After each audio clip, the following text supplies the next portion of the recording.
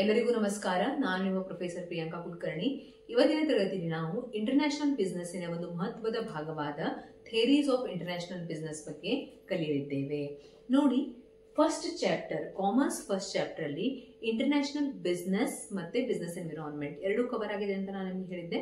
ಅದರಲ್ಲಿ international ಬಿಸಿನೆಸ್ಸಿನ important part ಅಂದ್ರೆ theories of international business. ಇದನ್ನು ಬಿಟ್ಟು ಬಹಳಷ್ಟು ಟಾಪಿಕ್ಸ್ ಇಂಟರ್ನ್ಯಾಷನಲ್ ಬಿಸಿನೆಸ್ ಅಲ್ಲಿ ಕವರ್ ಆಗುತ್ತೆ. ಅದನ್ನು ನಾವು ಕೆಲವೊಂದು ಮಹತ್ವದ ವಿಷಯಗಳನ್ನು ನಾನು ವಿಡಿಯೋಸ್ ಅಲ್ಲಿ ಡಿಸ್ಕಸ್ ಮಾಡ್ತೀನಿ.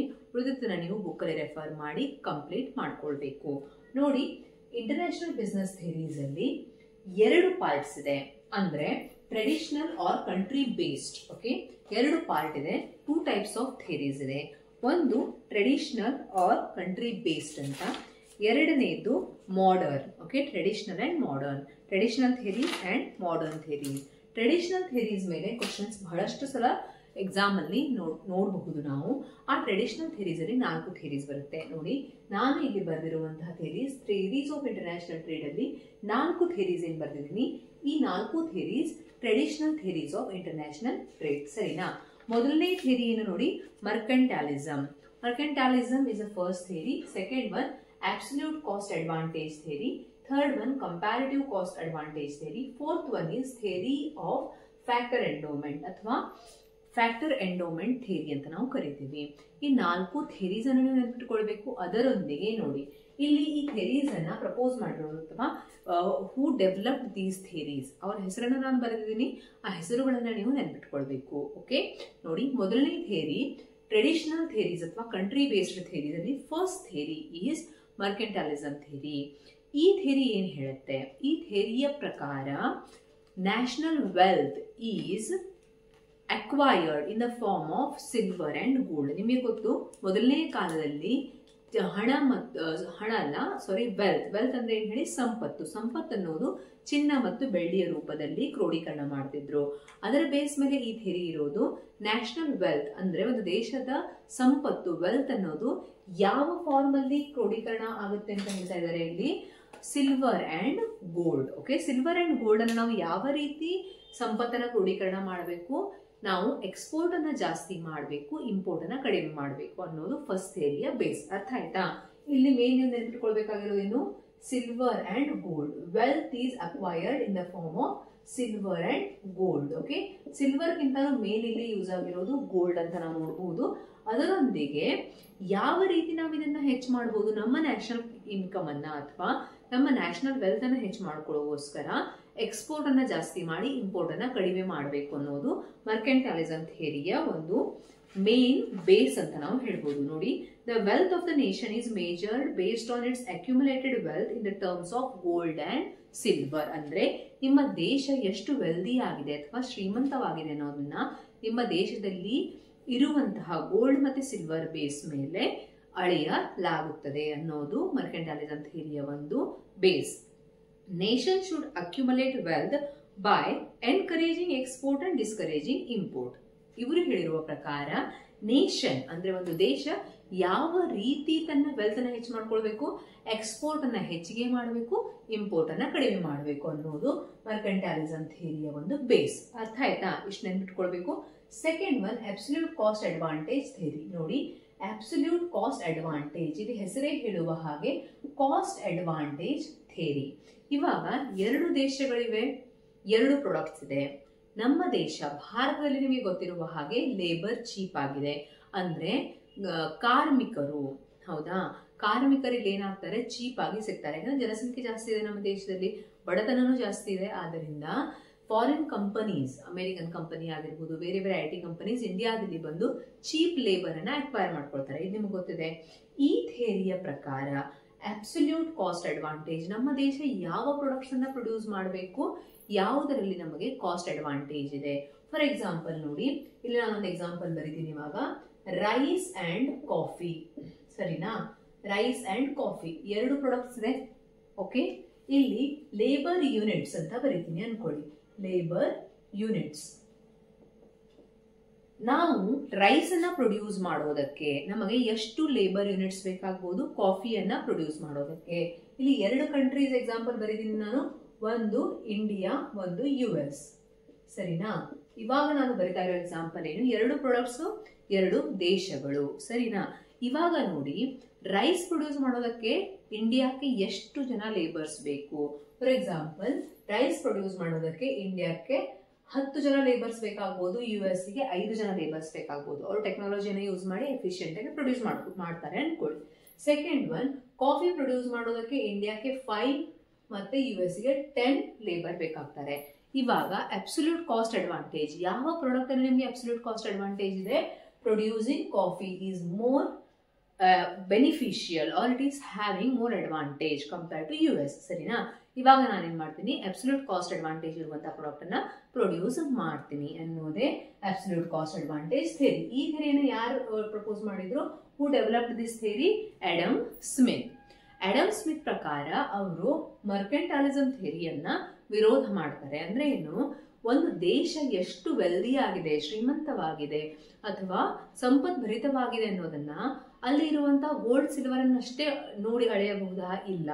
ಅಲ್ಲಿಯ ಜನರ ಲೈಫ್ ಸ್ಟೈಲ್ ಅಥವಾ ಪರ್ ಕ್ಯಾಪಿಟಾ ಇನ್ಕಮ್, ತಲಾ ಆದಾಯ ಎಷ್ಟಿದೆ ಅದನ್ನ ನೋಡಿ ಅಲ್ಲಿಯ ಜನರ ಜೀವನದ ಕ್ವಾಲಿಟಿ ಅಂದ್ರೆ ಏನು, life quality, what is the quality of life of the people, ಹೌದಾ? ಅದನ್ನು ನೋಡಿ ಡಿಸೈಡ್ ಮಾಡಬೇಕು, not in the form of gold and silver ಅನ್ನೋದು ಅಬ್ಸಲ್ಯೂಟ್ ಕಾಸ್ಟ್ ಅಡ್ವಾಂಟೇಜ್ ಥಿಯರಿಯ ಬೇಸ್. ನೋಡಿ, ಇವರ ಪ್ರಕಾರ the real wealth of the nation is measured by the level of improvement in the quality of living. ನಾನು ನಿಮ್ಗೆ ಹೇಳಿದೆ, quality of living, ಜನರ ಜೀವನ ಮಟ್ಟದ ಸುಧಾರಣೆ ಎಷ್ಟಾಗ್ತಾ ಇದೆ, ಹೌದಾ? ನಿಮ್ಮ ಹತ್ತಿರ ಗೋಲ್ಡ್ ಸಿಲ್ವರ್ ತುಂಬಾ ಇದೆ, ಆದ್ರೆ ಬೇಸಿಕ್ ಮೆಡಿಕಲ್ ಫೆಸಿಲಿಟೀಸ್ ಇಲ್ಲ, ಹೌದಾ? ಒಳ್ಳೆಯ ನೀರು ಇಲ್ಲ, ಶುದ್ಧವಾದ ಆಹಾರ, ಶುದ್ಧವಾದ ನೀರು, ಅದೇ ರೀತಿ ಒಂದು ಒಳ್ಳೆಯ ಫೆಸಿಲಿಟೀಸ್, ಸ್ಕೂಲ್, ಕಾಲೇಜಸ್ ಇದೆಲ್ಲ ಇಲ್ಲ ಅಂದ್ರೆ ಆ ಒಂದು ವೆಲ್ತ್ಗೆ ಯಾವುದೇ ರೀತಿಯ ಅರ್ಥವಿಲ್ಲ ಅಂತ. An absolute advantage theory refers to the ability of a country to produce goods more efficiently and cost effectively than any other country. ಅಂದ್ರೆ ಅಬ್ಸಲ್ಯೂಟ್ ಕಾಸ್ಟ್ ಅಡ್ವಾಂಟೇಜ್ ಥಿಯರಿ ಏನ್ ಹೇಳುತ್ತೆ, ಬೇರೆ ಯಾವುದೇ ಕಂಟ್ರಿಗಿಂತ ನಾವು ಒಂದು ಪ್ರಾಡಕ್ಟ್ ಅನ್ನ ಅಬ್ಸಲ್ಯೂಟ್ ಕಾಸ್ಟ್ ಅಡ್ವಾಂಟೇಜ್ ಅಂದ್ರೆ cost compare ಮಾಡಿದಾಗ ಬೇರೆ ಎಲ್ಲ ಕಂಟ್ರಿಗಿಂತ ಕಡಿಮೆ ಕಾಸ್ಟ್ ಅಲ್ಲಿ ಜಾಸ್ತಿ ಎಫಿಷಿಯಂಟ್ ಆಗಿ ನಾವು ಆ ಪ್ರಾಡಕ್ಟ್ ಅನ್ನ ಪ್ರೊಡ್ಯೂಸ್ ಮಾಡಬಹುದು ಅನ್ನೋದನ್ನೇ ಅಬ್ಸಲ್ಯೂಟ್ ಕಾಸ್ಟ್ ಅಡ್ವಾಂಟೇಜ್ ಥಿಯರಿ ಅಂತ ಕರೀತಾರೆ. ಆ ರೀತಿ ನೀವು ಯಾವುದ್ರಲ್ಲಿ ಎಫಿಷಿಯಂಟ್ ಆಗಿದ್ರೆ ಅದನ್ನ ಪ್ರೊಡ್ಯೂಸ್ ಮಾಡಬೇಕು. Countries advantage may be natural or acquired factors. ಹಾಗಾದರೆ ಯಾವ ರೀತಿ ಫ್ಯಾಕ್ಟರ್ ಅನ್ನ ಕಂಪೇರ್ ಮಾಡಬೇಕು? ಇಲ್ಲಿ 2 ರೀತಿಯ ಫ್ಯಾಕ್ಟರ್ ಇರುತ್ತೆ, ಒಂದು ನ್ಯಾಚುರಲ್, ಒಂದು ಅಕ್ವೈರ್ಡ್, ಸರಿನಾ? ಒಂದು ನ್ಯಾಚುರಲ್, ಒಂದು ಅಕ್ವೈರ್ಡ್. ಅಂದ್ರೆ ಏನು? ಫಾರ್ ಎಕ್ಸಾಂಪಲ್, ಕೆಲವೊಂದು ದೇಶಗಳಲ್ಲಿ ಅಲ್ಲಿಯ ಭೂಮಿಯೇ ಚೆನ್ನಾಗಿರ್ಬೋದು, ಅಂದ್ರೆ ಅಲ್ಲಿ ಭೂಮಿಯಲ್ಲಿ ಬೆಳೆ ಚೆನ್ನಾಗಿ ಬರ್ತಿರುತ್ತೆ. ಇವಾಗ ಇಂಡಿಯಾದಲ್ಲಿ especially in Karnataka coffee growers ಜಾಸ್ತಿ ಇದ್ದಾರೆ. ಅದೇನ್ ಹೇಳಿ, ನ್ಯಾಚುರಲ್ ರಿಸೋರ್ಸಸ್ ನಮಗೆ ಗಾಡ್ ಗಿಫ್ಟೆಡ್, ಹೌದಾ? ಅದೇ ರೀತಿ ಅಕ್ವೈರ್ಡ್ ಅಂದ್ರೆ ಏನು, ಇರೋ ರಿಸೋರ್ಸಸ್ ಅನ್ನ ಒಳ್ಳೆ ರೀತಿಯಲ್ಲಿ ಯೂಸ್ ಮಾಡ್ಕೊಳ್ಳೋದು, ಅದನ್ನ ನಾವು ಅಕ್ವೈರ್ಡ್ ರಿಸೋರ್ಸಸ್ ಅಂತೀವಿ. ಅರ್ಥ ಆಯ್ತಾ? Natural resources means natural gift. ಅದೇನಿರ್ಬೋದು, ಲೇಬರ್ ಜಾಸ್ತಿ ಇದ್ದಾರೆ ಇಂಡಿಯಾದಲ್ಲಿ ಅನ್ನೋದು natural, because population is more, that's why labour availability is also more. And on the other hand, land is prosperous, land is good.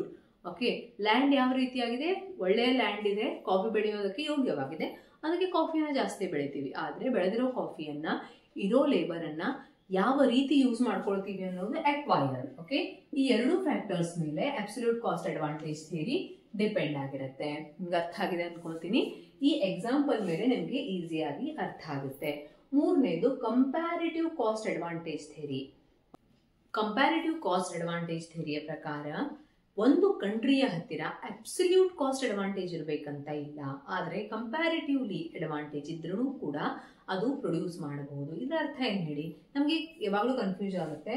Absolute cost advantage theory ಮತ್ತೆ comparative cost advantage ಥಿಯರಿಯ ಮತ್ತೆ ಏನ್ difference ನೋಡಿ. ಇಲ್ಲಿ absolute cost advantage ಥಿಯರಿಯಲ್ಲಿ ನಾನೇನ್ ಹೇಳಿದೆ, US ಗೆ compare ಮಾಡಿದ್ರೆ India absolute ಆಗಿ ಕಾಫಿಯನ್ನ ಪ್ರೊಡ್ಯೂಸ್ ಮಾಡೋದ್ರಲ್ಲಿ ಜಾಸ್ತಿ ಅಡ್ವಾಂಟೇಜ್ ಅನ್ನ ಹೊಂದಿದೆ ಅನ್ನೋದು ನಮ್ಗೆ ಗೊತ್ತು, ಹೌದಾ? ಆದ್ರೆ ಕಂಪ್ಯಾರಿಟಿವ್ ಕಾಸ್ಟ್ ಅಡ್ವಾಂಟೇಜ್ ಥಿಯರಿಯಲ್ಲಿ ಏನಾಗುತ್ತೆ ಅಂದ್ರೆ, ನೀವು ರೈಸ್ ಮತ್ತೆ ಕಾಫಿಯನ್ನ ಪ್ರೊಡ್ಯೂಸ್ ಮಾಡ್ತಾ ಇದ್ದೀರಾ, ಇದರೊಂದಿಗೆ ಇನ್ನೊಂದು ನಾನು ಇಲ್ಲಿ ಏನಂತೀನಿ, ಯಾವುದೋ ಒಂದು ಗ್ರೇನ್ಸ್ ಅನ್ಕೊಳ್ಳಿ. Okay, grains, any grains, other grains, ಇದರಲ್ಲಿ 7 ಯೂನಿಟ್ಸ್ ಬೇಕು, ಇಲ್ಲಿ 12 ಯೂನಿಟ್ಸ್ ಬೇಕು ಅನ್ಕೊಳ್ಳಿ US ಗೆ. ಈ ರೀತಿಯಾಗಿದೆ. ಇವಾಗ ನೀವು ಯಾವುದೋ 2 ಪ್ರಾಡಕ್ಟ್ಸ್ ಅನ್ನ ಪ್ರೊಡ್ಯೂಸ್ ಮಾಡಬೇಕು ಅಂದ್ರೆ comparatively in 3 products comparatively coffee and grains, ಹೌದಾ, 10 ಬದಲಾಗಿ 5 ಮತ್ತೆ 7 is comparatively better. So I will produce coffee and grains and I will import rice from other country. ಈ ರೀತಿ ಈ ಥಿಯರಿಯ ಪ್ರಕಾರ ಏನ್ ಹೇಳುತ್ತೆ ನೋಡಿ, as per this theory there is no need of absolute cost advantage. Absolute ಆಗಿ ಬೇರೆ ಕಂಟ್ರಿಗಿಂತ ನಮ್ಮಲ್ಲಿ ಆ ಒಂದು ಪ್ರಾಡಕ್ಟ್ ಕಡಿಮೆಗೆ ಪ್ರೊಡ್ಯೂಸ್ ಆಗ್ತಾ ಇದೆ ಅಂತಲ್ಲ, but comparatively, absolute and comparative, these are the 2 terms here. Nation can still gain from trade even without an absolute cost advantage. ಪ್ರತಿ ಸಲಾನು ಇಂಟರ್ನ್ಯಾಷನಲ್ ಟ್ರೇಡ್ ಮಾಡಬೇಕಾದ್ರೆ ಅಬ್ಸಲ್ಯೂಟ್ ಕಾಸ್ಟ್ ಅಡ್ವಾಂಟೇಜೇ ಇರಬೇಕಂತ ಇಲ್ಲ. ಕೆಲವೊಂದ್ಸಲ ಏನಾಗ್ಬೋದು, ಕಂಪ್ಯಾರಿಟಿವ್ ಕಾಸ್ಟ್, ಕಂಪ್ಯಾರಿಟಿವ್ಲಿ ನಾವು ಕಾಸ್ಟ್ ಕಡಿಮೆ ಮಾಡಿಕೊಂಡು ಪ್ರೊಡ್ಯೂಸ್ ಮಾಡಬಹುದು, ಆಗ ಕೂಡ ನಾವು ಇಂಟರ್ನ್ಯಾಷನಲ್ ಬಿಸ್ನೆಸ್ ಅಲ್ಲಿ ಎಂಟರ್ ಆಗಬಹುದು ಅನ್ನೋದು ಈ ಥಿಯರಿಯ ಒಂದು base. Okay, on the basis of difference in the opportunity cost, ಅಂದ್ರೆ ಕಂಪ್ಯಾರಿಟಿವ್ಲಿ ಈ ಪ್ರಾಡಕ್ಟ್ ಅನ್ನ ಪ್ರೊಡ್ಯೂಸ್ ಮಾಡೋಕೆ ಇದಕ್ಕಿಂತ ಕಡಿಮೆ ಪ್ರಾಡಕ್ಟ್ಸ್, ಕಡಿಮೆ ನಮ್ಗೆ ಏನ್ ಬೇಕಾಗ್ತಾ ಇದೆ, ಯೂನಿಟ್ಸ್ ಬೇಕಾಗ್ತಾ ಇದೆ. So we are going to produce these products and we are going to import other products ಅಂತ. ಈ ರೀತಿ ಅರ್ಥ ಆಯ್ತಾ? ಈಗ ನೋಡಿ, comparative advantage focuses on the relative productivity difference. Relatively ಯಾವ ರೀತಿ, ಕಂಪ್ಯಾರಿಟಿವ್ಲಿ, ರಿಲೇಟಿವ್ಲಿ. ಅಬ್ಸಲ್ಯೂಟ್ ಅಂದ್ರೆ ಏನು, ಬೇರೆ ಕಂಟ್ರಿಗಿಂತ ನಮ್ಮಲ್ಲಿ ಕಡಿಮೆಯಲ್ಲಿಯೇ ಪ್ರೊಡ್ಯೂಸ್ ಆಗ್ತಾ ಇರೋದನ್ನ ನಾವು ಪ್ರೊಡ್ಯೂಸ್ ಮಾಡ್ತೀವಿ, ಉಳಿದಿದ್ದನ್ನ ಇಂಪೋರ್ಟ್ ಮಾಡ್ಕೋತೀವಿ ಅಂತ. But comparative means what, comparatively ಅದು ಕಡಿಮೆ ಆಗಿದ್ರೆ ಬೇರೆ ಪ್ರಾಡಕ್ಟ್ಸಿಗೆ ಕಂಪೇರ್ ಮಾಡಿ, compare to rice coffee is better, compare to rice other grains are better. So we are going to produce coffee and grains. ಈ ರೀತಿ. Okay, advantage looks at the absolute productivity. It makes sense for a country to specialize in the production of those goods that it produces more efficiently and buy the goods that it produces less efficiently from the other countries. ಅಂದ್ರೆ ನಾವೇನ್ ಮಾಡ್ತೀವಿ, ಯಾವುದನ್ನ ನಾವು comparatively ಕಡಿಮೆ cost ಅಲ್ಲಿ produce ಮಾಡಬಹುದು ಅದನ್ನ produce ಮಾಡಿ ಉಳಿದಿದ್ದನ್ನ ಇಂಪೋರ್ಟ್ ಮಾಡ್ಕೊಳ್ತೀವಿ. ನೋಡಿ, ಅಬ್ಸಲ್ಯೂಟ್ ಕಾಸ್ಟ್ ಅಡ್ವಾಂಟೇಜ್ ಮತ್ತೆ ಕಂಪ್ಯಾರಿಟಿವ್ಗೆ ಜಾಸ್ತಿ ಡಿಫರೆನ್ಸ್ ಇಲ್ಲ, ಬಟ್ ಅಬ್ಸಲ್ಯೂಟ್ ಅಲ್ಲಿ ಫಿಕ್ಸ್ ಅಂದ್ರೆ ಅಬ್ಸಲ್ಯೂಟ್ ಆಗಿ ಬೇರೆ ಕಂಟ್ರಿಗಿಂತ ನಮ್ಮಲ್ಲಿ ಕಡಿಮೆಗೆ ಪ್ರೊಡ್ಯೂಸ್ ಆಗ್ತಾ ಇರಬೇಕು ಅನ್ನೋದು ಒಂದು ವಾದ. ಆದ್ರೆ ಕಂಪ್ಯಾರಿಟಿವ್ ಅಲ್ಲಿ ಏನು, ಕಂಪ್ಯಾರಿಟಿವ್ಲಿ ಕಡಿಮೆ ಆಗಿದ್ರೆ 3-4 ಪ್ರಾಡಕ್ಟ್ಸ್ ಅಲ್ಲಿ ಕಂಪ್ಯಾರಿಟಿವ್ಲಿ ಯಾವ ಪ್ರಾಡಕ್ಟ್ಸ್ ನಾವು ಕಡಿಮೆಗೆ ಪ್ರೊಡ್ಯೂಸ್ ಮಾಡಬಹುದು ಅದನ್ನ ನಾವು ಪ್ರೊಡ್ಯೂಸ್ ಮಾಡ್ತಾ ಇದ್ದೀವಿ, ಉಳಿದಿದ್ದನ್ನ ನಾವು ಬೇರೆ ಕಡೆಯಿಂದ ಇಂಪೋರ್ಟ್ ಮಾಡ್ತಾ ಇದ್ದೀವಿ. ಅಪಾರ್ಚುನಿಟಿ ಕಾಸ್ಟ್ ಅಂದ್ರೆ ನಾವು ನೋಡಿ, ಇವಾಗ ಯಾವುದರಲ್ಲಿ ನಾವು ಎಫಿಷಿಯಂಟ್ ಆಗಿದ್ದೀವಿ, ಕಾಫಿಯಲ್ಲಿ ಎಫಿಷಿಯಂಟ್ ಆಗಿದ್ದೀವಿ, ಅದನ್ನ ಪ್ರೊಡ್ಯೂಸ್ ಮಾಡಿ ಬೇರೆದನ್ನ ನಾವು ಪ್ರೊಡ್ಯೂಸ್ ಮಾಡೋದನ್ನ ಬಿಡ್ತಾ ಇದ್ದೀವಿ, ಅಂದ್ರೆ we are stopping that production. ಅದರ ಒಂದು ಮ್ಯಾನ್ ಪವರ್ ಅನ್ನು ನಾವು ಇದರಲ್ಲೇ ಯೂಸ್ ಮಾಡ್ಕೊಳ್ತಾ ಇದ್ದೀವಿ. ಅಪಾರ್ಚುನಿಟಿ ಕಾಸ್ಟ್ ಅಂದ್ರೆ ಏನು, for producing something else we are quitting or stopping production of the rice. Okay, on the basis of that comparative cost advantage theory is developed. Comparative cost advantage ಥಿಯರಿಯನ್ನ ಯಾರು develop ಮಾಡಿದ್ದಾರೆ, David Ricardo. ಈ ಹೆಸರುಗಳನ್ನ ನೆನಪಿಟ್ಕೊಳ್ಳಿ, match the following ಅಲ್ಲಿ ಬರುತ್ತೆ. Third one, theory of factor endowment. This is given by Heckscher and Ohlin. ಈ ಹೆಸರನ್ನ ನೆನಪಿಟ್ಕೊಳ್ಬೇಕು. ಕೆಲವೊಂದ್ಸಲ ಏನ್ ಕೇಳ್ತಾರೆ, Heckscher and Ohlin theory, which is known as Heckscher and Ohlin theory, factor endowment theory. What is given in Heckscher and Ohlin theory, factor endowment, like this. ಕೆಲವೊಂದ್ಸಲ ನಿಮಗೆ match the following ಕೊಡ್ತಾರೆ, ಕೆಲವೊಂದ್ಸಲ ಇದು reason and assertion and reasoning ಅಂತ ಕೊಟ್ಟಿರ್ತಾರೆ, statements ಕೊಟ್ಟಿರ್ತಾರೆ, ಈ ರೀತಿ ಕ್ವಶನ್ಸ್ ಅನ್ನ ಕೊಡ್ತಾರೆ. ನೋಡಿ, what is given in factor endowment theory. According to this theory, a nation will export the commodity whose production requires intensive use of national relatively abundant and cheap factors and import those commodities whose production requires intensive use of nations scarce and expensive factors. ನೋಡಿ, ಎರಡಿದೆ ಇಲ್ಲಿ, abundant and scarce. abundant ಅಂದ್ರೆ ಯಾವ resources, factors ಅಂದ್ರೆ resources ಇಲ್ಲಿ. Okay, factors means what, resources, ಸಂಪನ್ಮೂಲಗಳು. ಯಾವ products ಅನ್ನು ನಾವು ಪ್ರೊಡ್ಯೂಸ್ ಮಾಡಬೇಕು, ಯಾವ ಒಂದು ಸಂಪನ್ಮೂಲಗಳು ನಮ್ಮ ದೇಶದಲ್ಲಿ ಚೀಪ್ ಆಗಿ ಸಿಗ್ತಾ ಇದೆ, ಮತ್ತೆ ಮೋರ್ ಕ್ವಾಂಟಿಟಿ. ಅಬ್ಡೆಂಟ್ ಅಂದ್ರೆ ಏನ್ ಹೇಳಿ, ಅಬ್ಡೆನ್ಸ್ ಅಂದ್ರೆ ಮೋರ್ ಕ್ವಾಂಟಿಟಿಯಲ್ಲಿ ಸಿಗ್ತಾ ಇದೆ, ಅದನ್ನ ಪ್ರೊಡ್ಯೂಸ್ ಮಾಡಬೇಕು. ಯಾವುದು ಇಲ್ಲಿ ಕಾಸ್ಟ್ಲಿ ಆಗಿದೆ, ಕಾಸ್ಟ್ಲಿ ಆರ್ ಮೋರ್ ಕಾಸ್ಟ್ ಇರೋದು, ಮತ್ತೆ ಸ್ಕೇರ್ಸ್ ಅಂದ್ರೆ ಏನ್ ಹೇಳಿ, ಸ್ಕೇರ್ಸ್ ಅಂದ್ರೆ ಜಾಸ್ತಿ ಅವೈಲೇಬಲ್ ಇಲ್ಲ ಅಂತ. ನೋಡಿ, cheap factors, relatively abundant and cheap factors and import those commodities production require intensive use of national scarce resources. ಅಂದ್ರೆ ಯಾವ ರಿಸೋರ್ಸಸ್, ಯಾವ ಸಂಪನ್ಮೂಲಗಳು ನಮ್ಮ ದೇಶದಲ್ಲಿ ತುಂಬಾ ಜಾಸ್ತಿ ಬೆಲೆಗೆ ಸಿಗ್ತಾ ಇದೆ ಮತ್ತೆ ಅದು ಕಾಸ್ಟ್ಲಿ ಆಗಿದೆ, ಅಂತಹ ಪ್ರಾಡಕ್ಟ್ಸ್ ಅನ್ನ ಯೂಸ್ ಮಾಡಿ ಪ್ರೊಡ್ಯೂಸ್ ಆಗುವಂತಹ ಪ್ರಾಡಕ್ಟ್ಸ್ ಅನ್ನ ನಾವು ಇಂಪೋರ್ಟ್ ಮಾಡಬೇಕು, ಅಂದ್ರೆ ಬೇರೆ ದೇಶದಿಂದ ಅದನ್ನ ಆಮದು ಮಾಡ್ಕೊಳ್ಬೇಕು. ಯಾವ ಪ್ರಾಡಕ್ಟ್ಸಿನ ಸಂಪನ್ಮೂಲಗಳು ಚೀಪ್ ಆಗಿ ಸಿಗ್ತಾ ಇದೆ, ಹಾಗಾದ್ರೆ ಯಾವ ರೀತಿ ಡಿಸೈಡ್ ಮಾಡೋದಂದ್ರೆ ಮೇಜರ್ ಫ್ಯಾಕ್ಟರ್.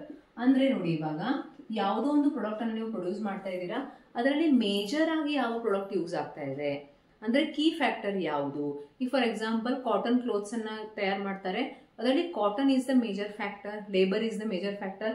ಆ ಬೇಸಿಸ್ ಮೇಲೆ ನಾವು ಪ್ರೊಡಕ್ಷನ್ ಆರ್ ಇಂಪೋರ್ಟ್ ಅನ್ನ ಡಿಸೈಡ್ ಮಾಡಬೇಕು ಅನ್ನೋದು ಫ್ಯಾಕ್ಟರ್ ಎಂಡೋಮೆಂಟ್ ಥಿಯರಿ. ಫ್ಯಾಕ್ಟರ್ ಅಂದ್ರೆ ರಿಸೋರ್ಸಸ್.